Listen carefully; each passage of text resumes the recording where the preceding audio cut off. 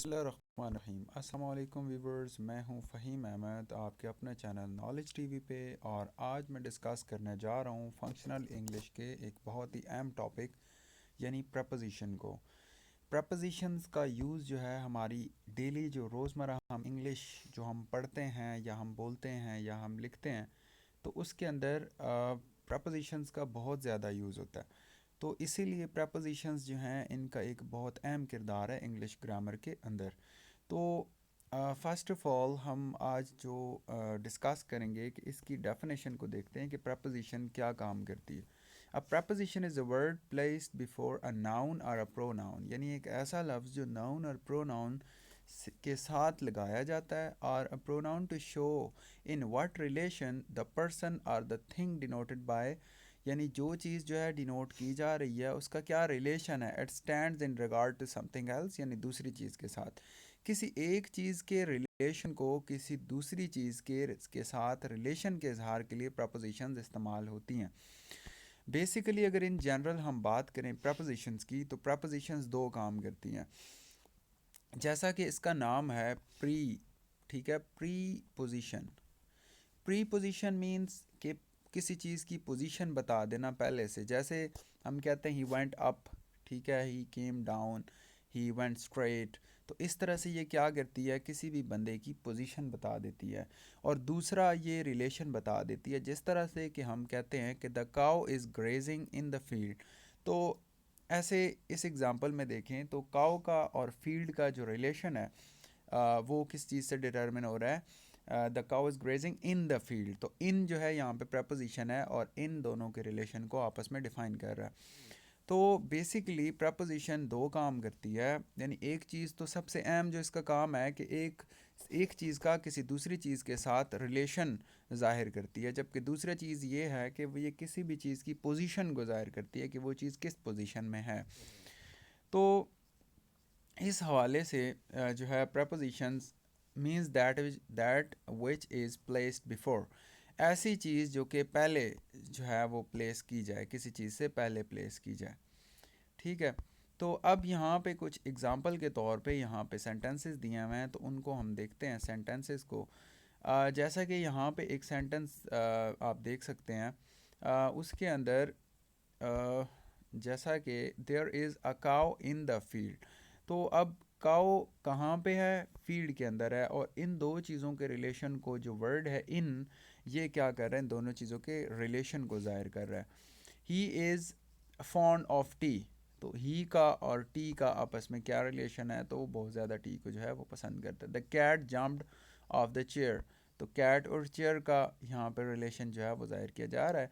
तो कहते हैं in the sentence one the word shows the relation between two things, means to say cow and the field.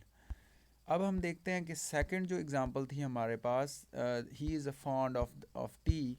तो इसमें कहता है कि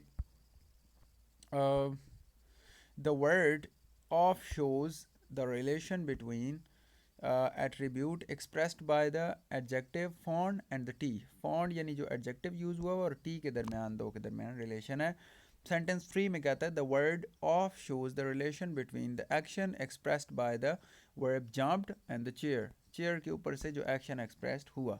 the words in, of, R O double F off are here used as prepositions, यानी ये propositions के तौर पे इस्तेमाल हुए हैं।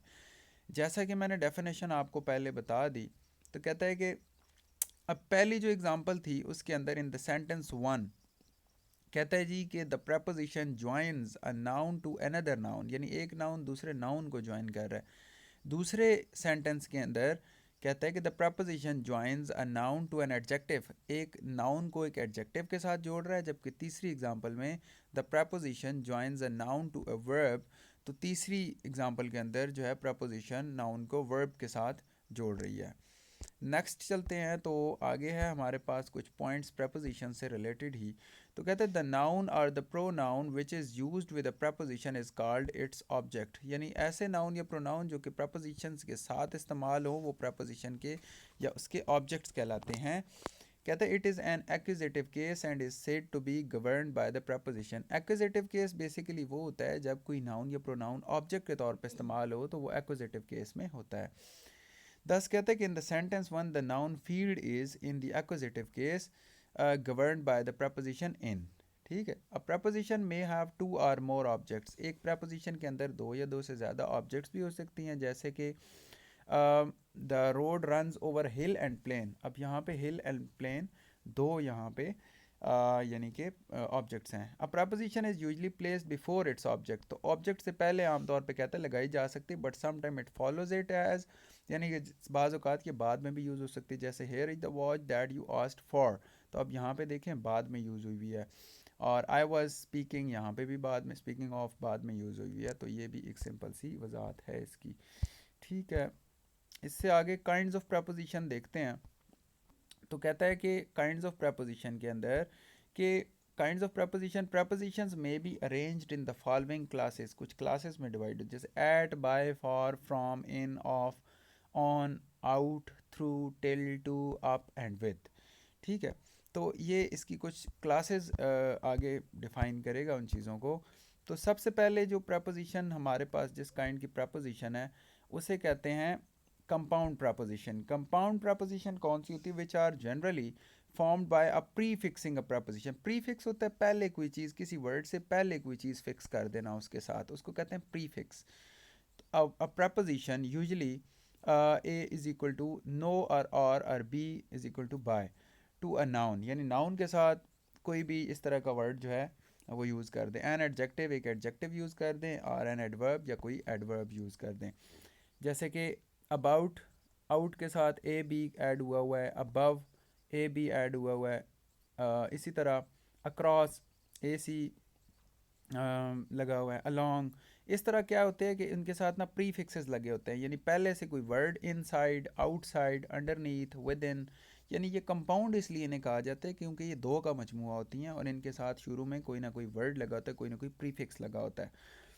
फ्रेज प्रपोजिशंस कौन सी होती हैं? जिनके अंदर ना ग्रुप ऑफ वर्ड्स हों, दो वर्ड्स या तीन वर्ड्स की जो एक प्रपोजिशन के तौर पे एक फ्रेज काम कर रहा हो, तो उसे फ्रेजल प्रपोजिशन या फ्रेज प्रपोजिशन कहा जाता है। Group of words used with the force of a single preposition, ऐसा ग्रुप ऑफ वर्ड जो कि जिसके अंदर यानी ऐसे तौर पे इस्तेमाल हुआ हुआ हो कि वो एक प्रपोजिशन का काम कर रहा हो, तो उसे हम फ्रेज प्रपोजिशन कहते हैं। अकॉर्डिंग टू जिस तरह हम यूज़ करते हैं, in accordance with, or in place of, agreeably to, in addition to, in reference to, along with, in or on behalf of, in regard to, away from, in case of, in spite of, because of, comparison to, instead of, by dint of, in compliance with, in the event, by means of, in the consequence of, on account of, by reason of, in course of, owing।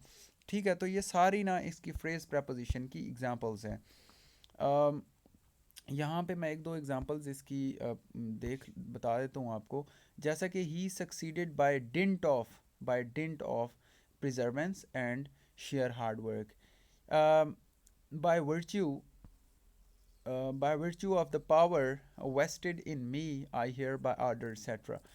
By virtue of. So these are the examples of phrase preposition. So if we move next, so there may be something related to the preposition, but I think that that's enough about the preposition.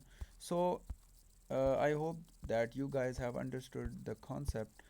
Video को ज़रूर पसंद करें, like के ऊपर click करें, channel knowledge TV को subscribe करें ताकि आप लोगों को मज़ीद वीडियोस जो कि फंक्शनल इंग्लिश के हवाले से यहाँ पे बनी हुई हैं तो वो भी आप देखें, और इस तरह की मज़ीद वीडियोस भी इंशाल्लाह मैं जल्द से जल्द आप लोगों के लिए अपलोड करूँगा।